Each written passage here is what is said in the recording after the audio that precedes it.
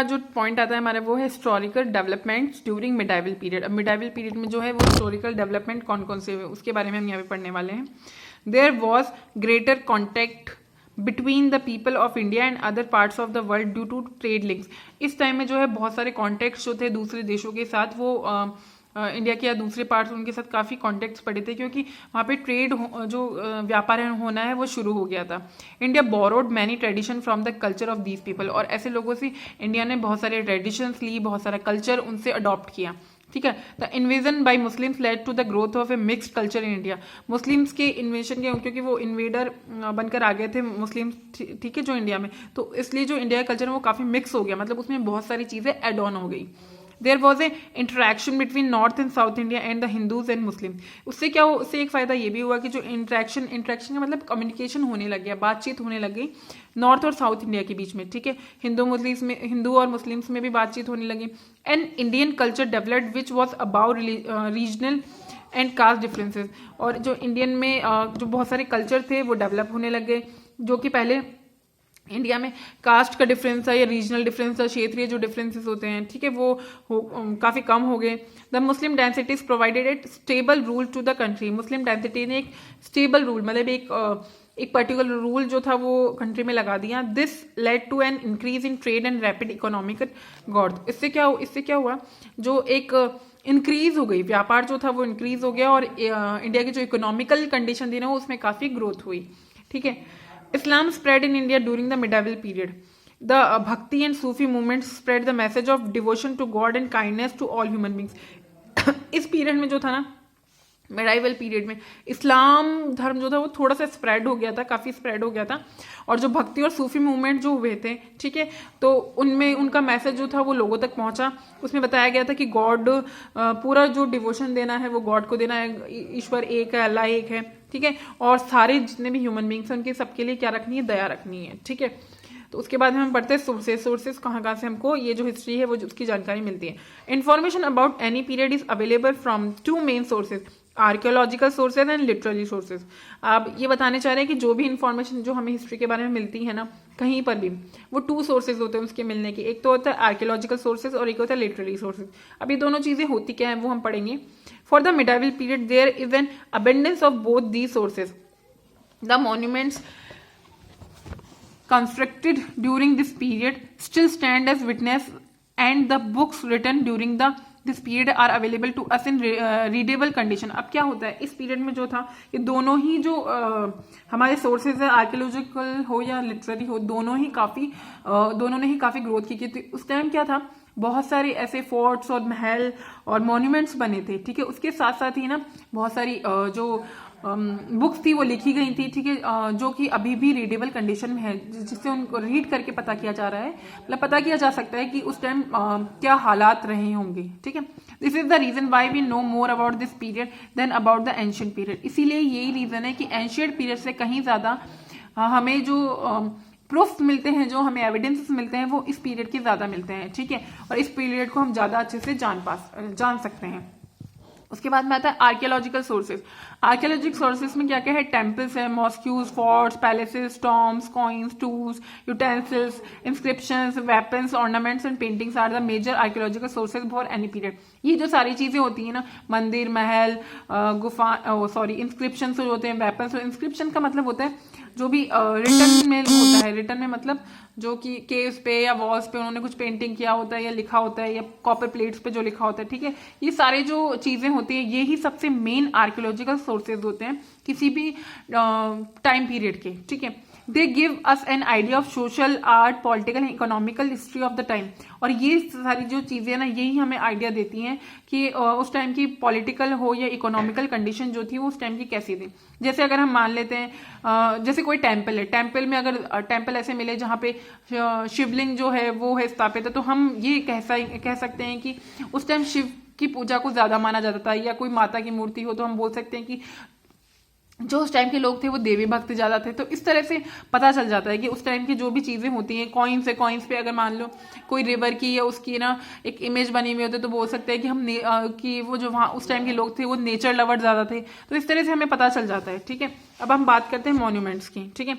Temples, mosques, forts and palaces were built by various kings during their time. इस time में जो medieval period था, इस time जो जितने भी किंग्स आए ना, उनके थ्रू ना बहुत सारे मंदिर बनवाए गए, मॉस्क्यूज मतलब मस्जिद बनवाए गए, किले, महल, ठीक है, बहुत सारी चीजें बनवाई गई। These monuments tell us about the engineering skills of the architects and the brilliance of the artists of those time। और ये monuments और ये जितनी भी चीजें हैं, जो बिल्डिंग्स बनाई गई थी, इनसे हमें पता चलता है कि उस टाइम के लोगों की इंजीनियरिंग स्किल, उस टाइम के लोगों की किस तरह से उन्होंने इसमें सुख सुविधाएं की हैं, किस तरह से इसमें जो भी इसको डिजाइन किया है, उस टाइम के आर्किटेक्चर के बारे में हमें पता चलता है, वहाँ के उस टाइम के कलाकारों के बारे में पता चलता है, क्योंकि इस पे जो स्कल्पचर जो लगाए हुए हैं या इसकी जो डिजाइनिंग की हुई है, ठीक है, ये सब चीजें। The kind of effort which went into conceiving such projects and success of revenue collection to complete such massive project it's also revealed. और इससे ये भी पता चलता है कि जो उस टाइम के राजा थे या उस टाइम के जो लोग थे, उनकी कितनी ज्यादा आगे की सोच थी, उनके दिमाग कैसा था, ठीक है, उनकी सक्सेस मतलब जो भी उन्होंने गवर्नमेंट की अर्निंग क्या थी, ठीक है, और डेवलपिंग उनका आइडिया कैसे डेवलप किया, उसको कैसे एग्जीक्यूट किया, उन्होंने सोचा क्या, ये सब चीजें भी रिवील होती है, सब चीजें भी हमें दिखाई पड़ती हैं। The inscription on the wall give us an idea about the life of the people. और जो वॉल्स पे जो इंस्क्रिप्शन लिखे होते हैं, जो भी उनकी लैंग्वेज में जो कुछ भी लिखा होता है, उससे भी हमें पता चलता है कि उस टाइम के लोगों की लाइफ जो थी वो कैसी थी, ठीक है। उसके बाद में हम बात करते हैं पेंटिंग्स एंड स्कल्पचर्स की। Painting tell us about the customs, food habit and dressing style of that period. जो पेंटिंग्स होती है ना, वो हमें बताती है उस टाइम के कस्टम्स क्या थे, क्योंकि इंसान जो पेंटिंग होती है वो जो पेंटर बनाता है तो अपने सराउंडिंग का कहीं ना कहीं उसमें एक झलक देखने को मिलती है। तो उस टाइम जब पेंटर ने बनाया होगा तो वो अपनी सराउंडिंग से काफी कुछ रिलेट कर रहा होगा, ठीक है, तो वो हमें दिखने को मिलती है। वहाँ के कस्टम्स, वहाँ का खाना कैसा था, वहाँ का ड्रेसिंग स्टाइल जो था वो कैसा था, इस तरह से।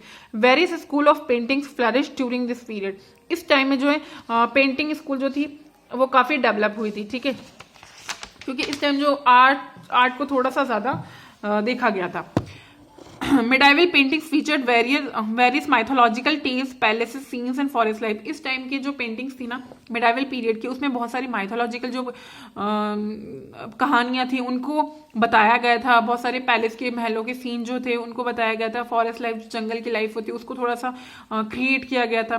Sculptures were mostly made of stone, bronze और वुड। जो स्कल्पचर जो बनाए जाते थे, मूर्तिकारी या जो शिल्पकला की जाती थी, वो मोस्टली स्टोन से या ब्रोंज जो मेटल होता है उससे या वुड से, ठीक है।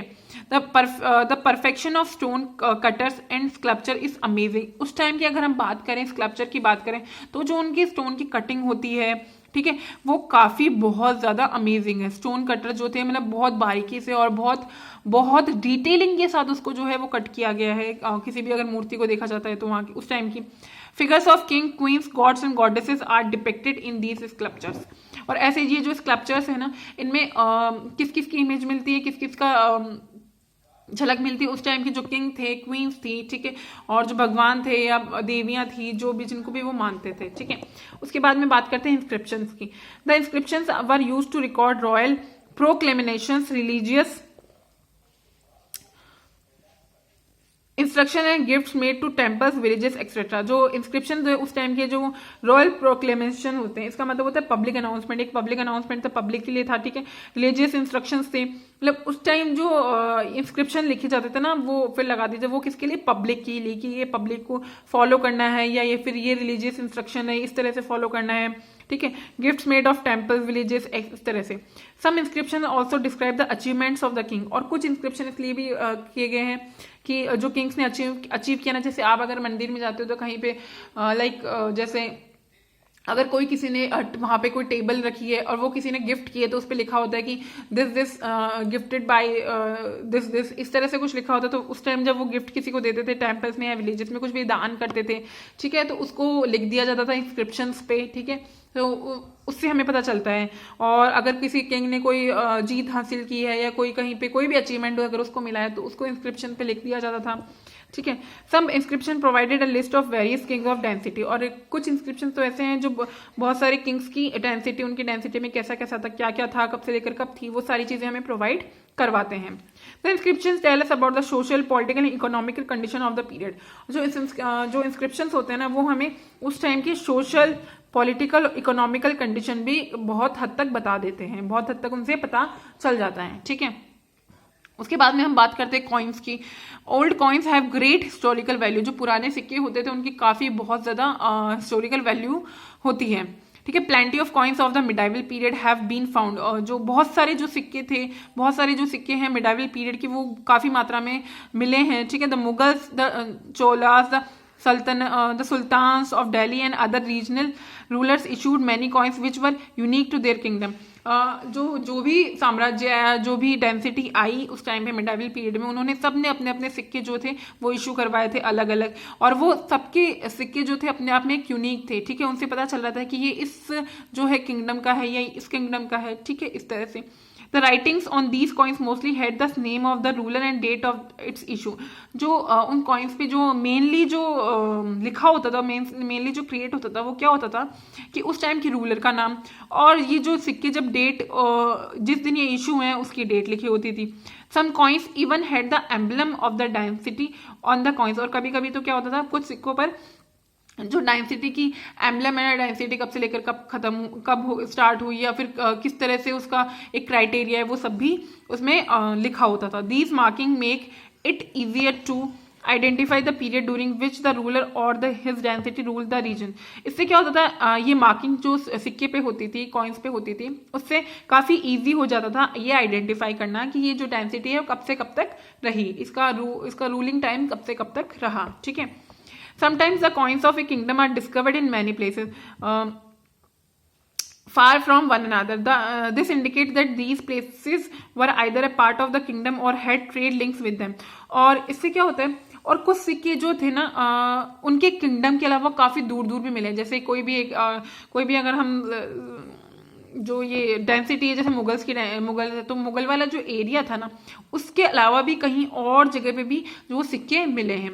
अब उसका मतलब हम ये क्या शो करता है, ये शो करता है कि मुगल्स ने कहीं और पे ट्रेड किया होगा, व्यापार किया होगा, तो वो सिक्के उन तक पहुंचाए होंगे, तो इसलिए मुगल्स के सिक्के जो थे ना वो वहां तक पहुंच गए इस तरह से। तो ये हमें बताता है कि वो लोगों ने काफी व्यापार भी किया था, ठीक है।